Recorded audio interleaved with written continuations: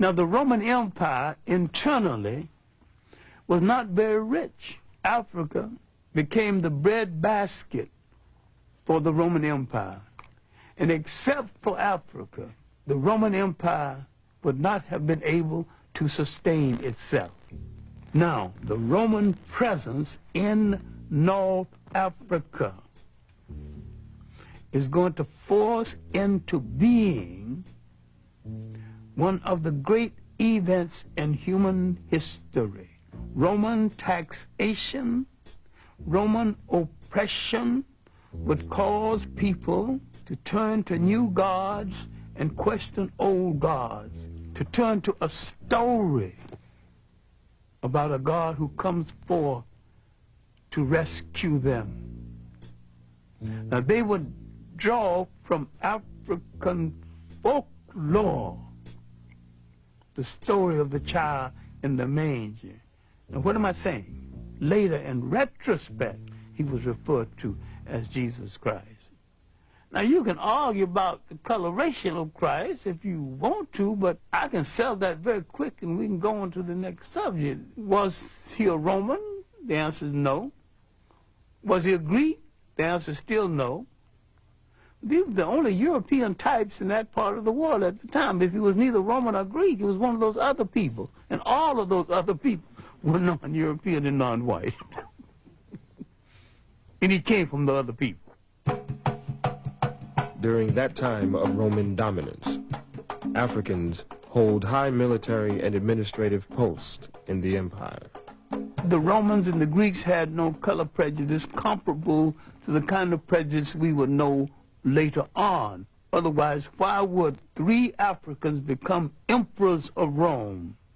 Why would there be 3 African popes? Finally, Constantine decided to make Christianity the religion of the whole of the Roman Empire.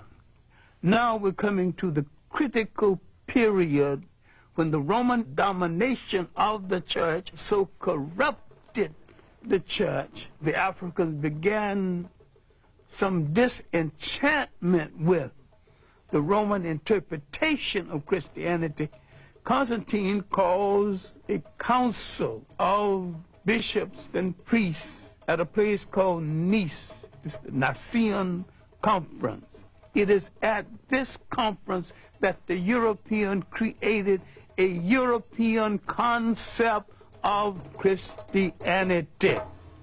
It was at this conference that they began to take the African saints out of the literature of Christianity.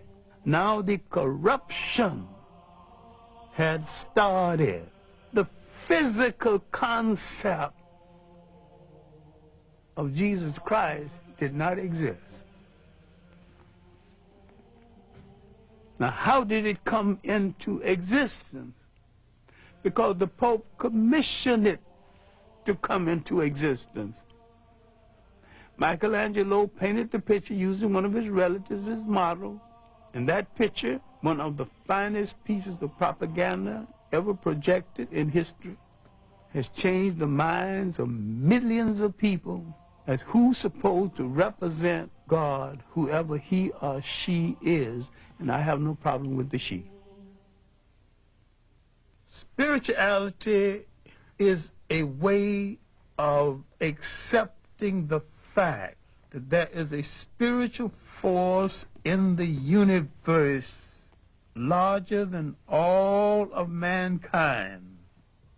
But someone had to come along and invent a word called God. And someone had to say of another God, and say, mine is better than yours. And someone had to create faith. Someone said, I have the true faith.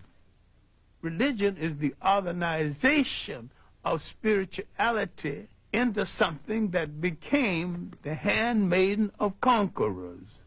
Nearly all religions were brought to people and imposed on people by conquerors and used as the framework to control their minds.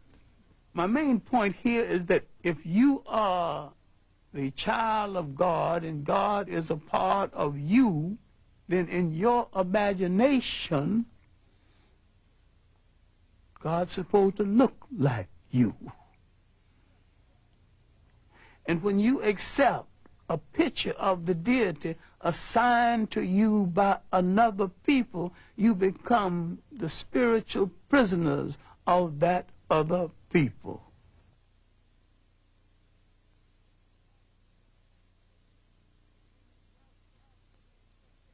Many Africans became Roman citizens, just like many black Americans today.